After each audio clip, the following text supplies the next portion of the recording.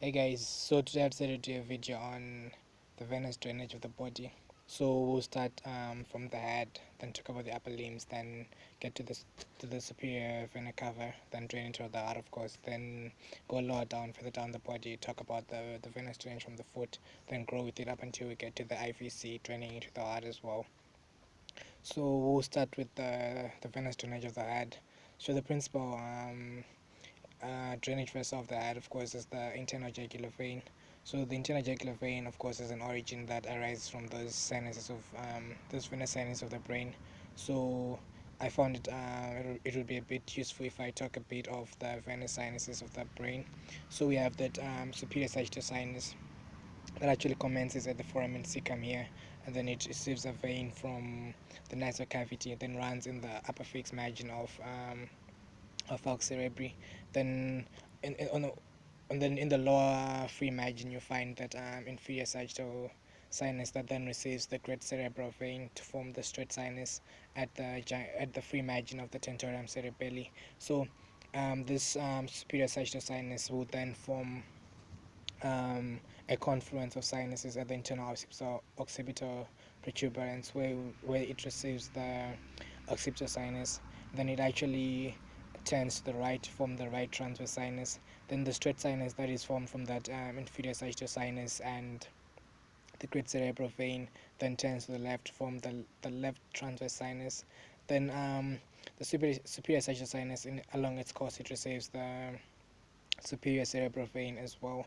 And then so these transverse sinuses will eventually form the sigmoid sinuses. Then the sigmoid sinuses then turn into the jugular foramen to become the internal jugular veins. So that's where we find the superior bulb of the internal jugular vein. So wherever we have a superior, of course we have an inferior. So the inferior bulb of the jugular vein will find it in the supraclavicular space, where it's guided by two venous orifices. But then generally the veins any will not have any veins, sorry, any valves along their course. Then so that's how we form the inferior, the internal jugular vein, right? Then it receives the inferior petrosal sinus as a tributary, draining the cavernous sinus, of course. Then the superior petrosal sinus will also drain this cavernous sinus, but then it will drain it into the either the transverse sinuses themselves or then the sigmoid sinus itself. Then so this cavernous sinus, of course, is the one that will have the internal carotid artery as well as the abducens nerve coursing through. Then in the wall, of course, you find cranial nerve 3, 4, then the maxillary and mandibular divisions of the trigeminal nerve, that's cranial nerve number 5. Then in terms of its tributaries, the cavernous sinus, it communicates with the sphenoparietal sinus, then it receives the ophthalmic veins as well as the central artery, the central vein of the retina. Sorry, of course, it travels with the central artery of the retina. That is a branch of the ophthalmic artery. Then, so this internal jugular vein will then course through from that jugular foramen, then come into the region of the neck, where it will also communicate with the external jugular vein through um, the oblique jugular vein that will then make the two communicate. Then it also receives veins that correspond to the branches of the internal carotid artery. So it has the superior thyroid vein, the middle thyroid vein. You find the lingual veins. Then it also has the common facial vein, which we talk about. Of course, we have the supratrochlear and supraorbital veins forming that a facial vein. Then the facial vein joins the anterior division of the retromandibular vein. The retromandibular vein was formed by the maxillary vein as well as the superficial vein. Then this form the retromandibular vein. Then the posterior division then joins the posterior auricular vein that goes behind the auricle. Then they form the external jugular vein, which drains precranial structures. Of course, remember I said the internal jugular vein is the principal vein. It drains intracranial as well as cranial structures. Then so that forms the external jugular vein. Then the common facial vein would then be formed by that facial vein together with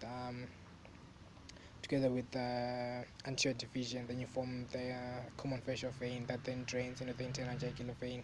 Then that external jugular vein that I just talked about would then receive the posterior external jugular vein, as well as the anterior jugular vein. Of course, the anterior jugular vein is formed by veins that start from the submental region, the cheek. Some books say they are the veins and are unnamed, but then I read somewhere where it said these veins are actually the submental veins. Remember the submental artery, and then it will also have the submental veins. Then in the suprasternal notch, you actually receive these jugular veins will communicate through an anterior arc that will be called the anterior jugular arc, of course, that we find here at the level of the suprasternal notch.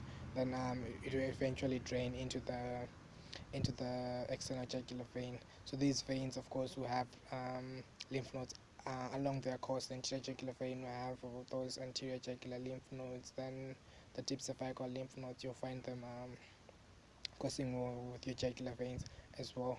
Then, so that's principally the drainage of the head and neck. Then you find you also have an occipital vein that may drain of course, into the internal jugular vein sometimes.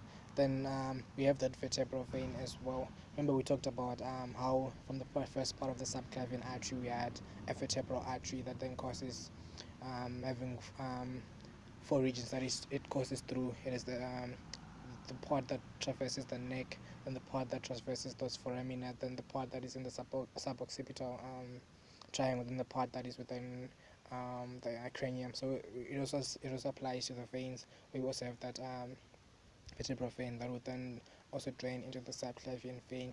So it's principally the subclavian vein drains the upper limb as well as the region of the head. Why am I saying the region of the head? Because it will receive that external jugular vein as well. And then it also receives the thoracic duct. Thoracic duct, remember, courses from starting from the abdomen, from that cisterna chyli, then courses through the aortic opening in between the azygous vein that is more to the right and the aorta that is more to the left, then course upwards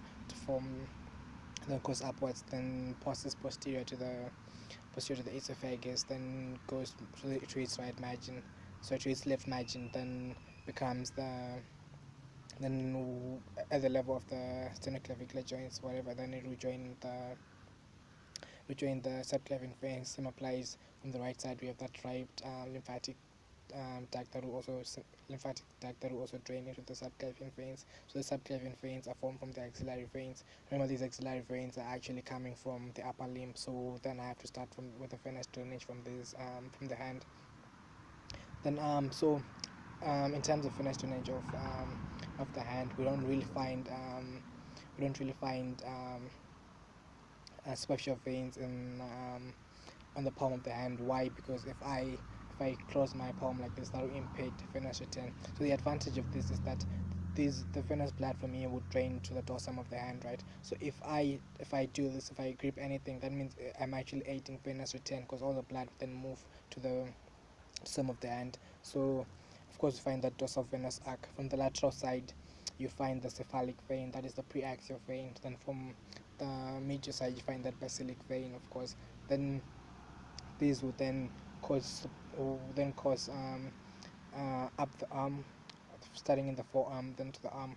So of importance is that at the level of the cubital fossa, they form various shapes. So you can have in certain individuals an H shape, whereby the cephalic vein, due to its poor drainage, will then have to get some blood to the basilic vein through the median cubital vein. This median cubital vein will then take some blood to the basilic vein, that is proper drainage. And then remember, we also talk about how you may have another vein coursing from this wrist region, being the median vein of the hand. Of course, the median vein of the forearm, and it would divide into a communicating branch to the cephalic and a communicating branch to the basilic vein. So it will sort of form an M structure at the region of the elbow. So you'd find that this basilic vein will then drain into the axillary vein, the axillary vein being formed at the lower border of teres major by the union of the venae comitatus of the arteries of the upper limb. Then this axillary vein will then travel on the major side of the axillary artery, then will end at the lateral border of the first rib by becoming the subclavian vein. The subclavian vein will then end at the medial border of the scalenus anterior muscle by joining the internal jugular vein, which I just talked about. Then this will form, of course, the brachiocephalic veins. So the brachiocephalic veins, we have a left and a right, of course. Then the left brachiocephalic vein is oblique in nature, 6 centimeters in length. Then this will, of course, will course obliquely to join the right brachiocephalic vein at the lower border of the first costal cartilage, form the superior vena cava. Then the superior vena cava will then pierce the pericardium at the level of the second costal cartilage, then enter the right atrium at the level of the third costal cartilage, then thus conveying all the venous blood from the head and neck and the limbs to the right atrium of the heart. So that's the venous drainage of the upper body. Then, so this SVC is actually smaller than the IVC. So allow me to then go to the region of the foot, then course upward with the veins, then get to the IVC. So you'd find that from the foot we have starting on the sole of the foot, that is the one that touches the ground, you have the medial plantar and the lateral plantar veins. This joint form the vena commutatus of the posterior tibial artery. Then you also have the vena commutatus of the anterior tibial artery. This will join at the lower border of the popliteus muscle to form the popliteal vein. Before I talk about the popliteal vein, allow me to talk as well about the superficial veins of the lower limb that correspond to the preaxial and postaxial veins that I talked about for the upper limb. So the preaxial vein here was that cephalic vein. I also forgot to mention that the cephalic vein will also give a communicating branch that crosses in front of the clavicle to communicate with the external jugular vein. So the preaxial vein is the one that will be on the medial side. When you talk about the foot, that's the great saphenous vein that arises from the medial dorsovenous arc, then pass in front of medial malleolus, and then encampment, of course, with the great saphenous nerve. On the lateral side, encampment of the pseudo nerve with that small saphenous vein. The small saphenous vein may drain into the popliteal vein, may drain into the great saphenous vein, or may drain into both. Then the great saphenous vein, 4 centimeters below and lateral to the pubic tubercle, it drains into the femoral vein. Remember, the femoral vein will be a continuation of the popliteal vein, which I had previously mentioned. So now getting back to the popliteal vein will then start on the major side of the popliteal artery, then course behind it, then come to lie lateral, then pass, of course, into that opening into the adductor magnus to become the femoral vein. Then it's now lateral to the femoral artery, right? Then course posterior again and come to lie medial of the femoral artery, and then course behind the inguinal ligament to become the external iliac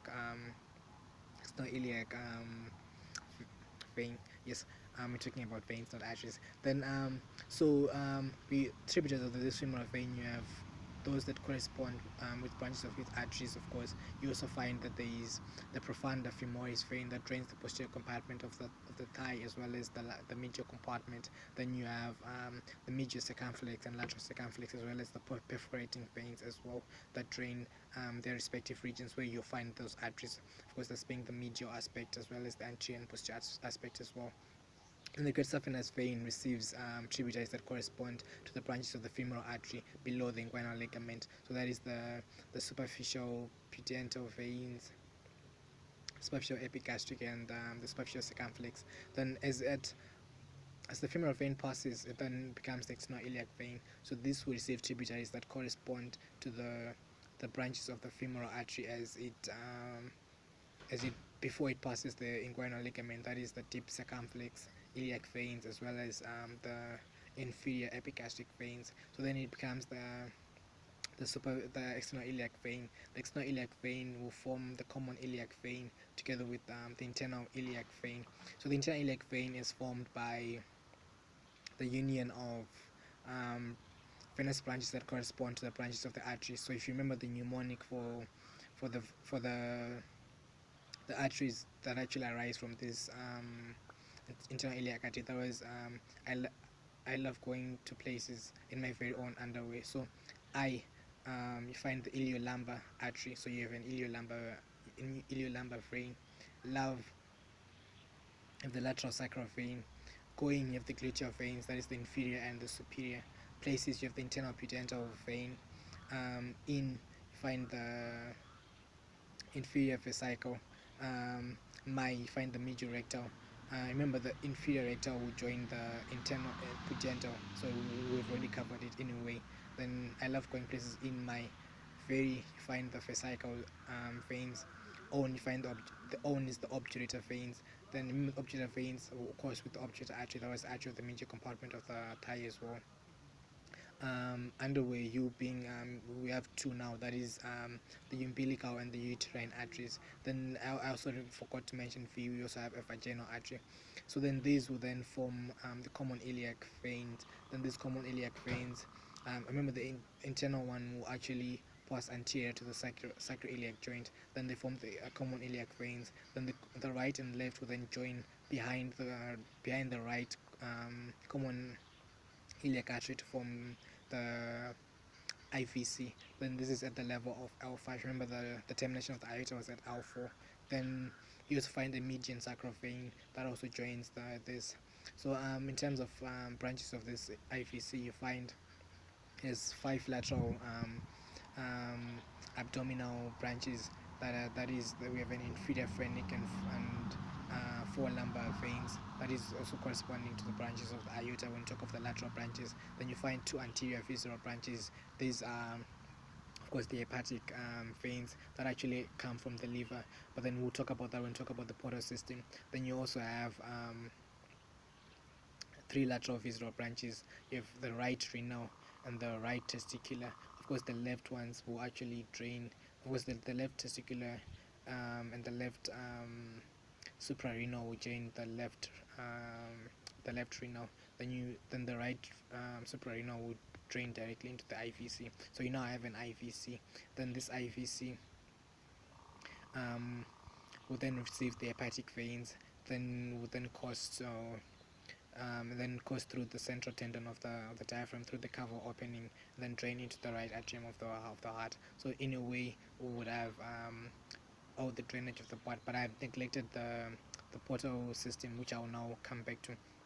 So the portal system will find that hepatic portal vein, which actually conveys the nutrients that have actually been absorbed into the body after digestion. So this hepatic portal vein is formed by union of the splenic vein and the superior mesenteric vein. So you'd find that the splenic vein is formed by the splenic vein receives tributaries that actually correspond to the artery, to the branches of the artery. Sorry, my voice is becoming a bit weary now. So you find that you have the left gastroepiploic vein as well as the short gastric veins. Then directly draining into the hepatic portal vein, you find the left gastric veins as well as the right gastric vein, as well as so these veins would actually drain directly into the hepatic portal vein. So this hepatic portal vein would drain blood from the lower third of the esophagus to the middle half of the anal canal. So on this lower third, you find that portal covers systemic anastomosis with the ascica system of veins, which I will also talk about in a moment. Then you'd find also the anastomosis between the superior rectal vein that continues upwards as the inferior mesenteric vein that would then join the splenic vein behind the body of the pancreas. Remember that we would form that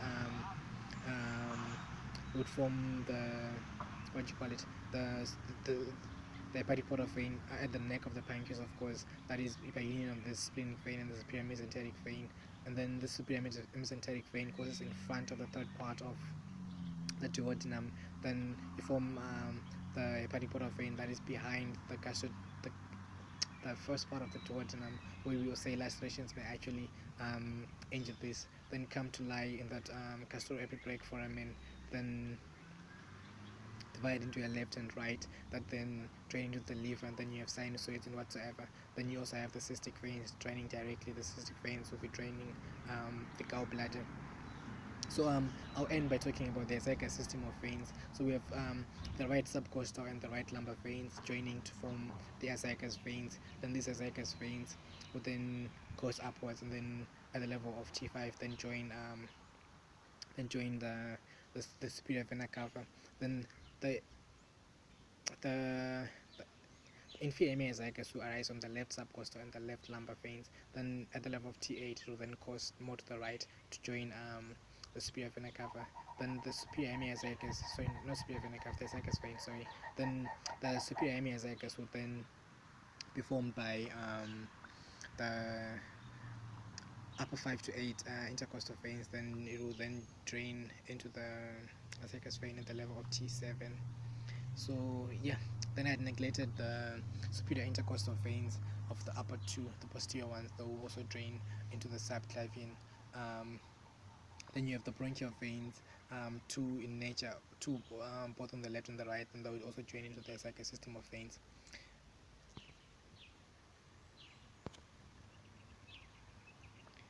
Well, that's just about it. I wanted to do 21 minutes, so I hope you found this very useful.